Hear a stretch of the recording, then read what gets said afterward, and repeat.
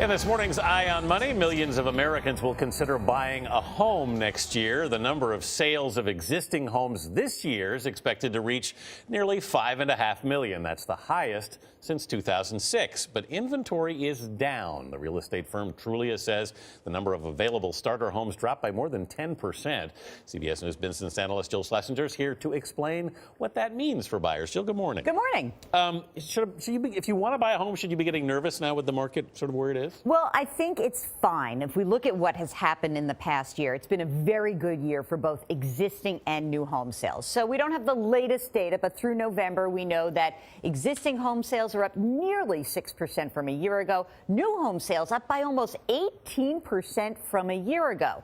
Now, as you mentioned in the intro, inventory is down. That has pushed up prices, which has made it a little bit harder to get into the market.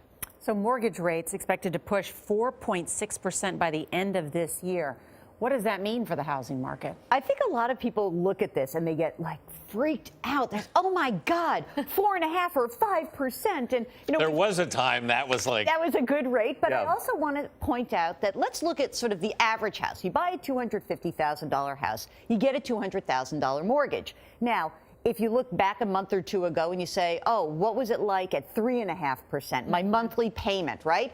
And that monthly payment was just under $900 a month. Yep. At 4.5%, which is a big move, it's $1,013. Now, I'm not saying everybody can pull in that extra $115 a month or so, but a lot of people can, and the economy is slowly improving, and if your wages are rising enough, you should be able to still afford it. Jill, as we telescope into the future, the incoming Trump administration and House Republicans have promised tax reform. What are the implications there for interest rates and mortgages? Well, this is an interesting part of the tax reform because what happened is Steve Mnuchin, who's the incoming potential Treasury Secretary, went on the air and said, the tax reform is not just going to be a big gift to wealthy people. What it's going to be is a tax rate which will drop, but we may limit itemized deductions. What's an itemized deduction? Mortgage interest. Now, the industry, the housing industry, the real estate people out there, they're freaking out because obviously one component of making a house affordable is the deductibility of mortgage interest.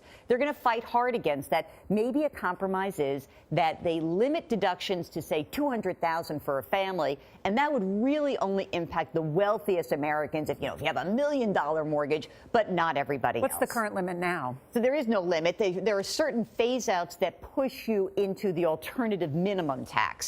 But most Americans can take advantage of mortgage interest deduction. So with prices back to 2006 levels, has the housing market now effectively recovered? Well, prices are back at nominal levels. Don't glaze over. Nominal just means the number itself. But if we inflation adjust it, okay, if you actually look at inflation, we see that house prices are still about 16% below where they were. Let me just put that in perspective. You buy a house in, say, the year 2006, that house is worth $200,000. If it just grew by inflation, it's $276,000 today. So inflation does count. Can we give a special shout out to your mom, Jill? We love my mom. Anthony, give my mother a holiday kiss right now. Say, Susan. Favorite son. Susan?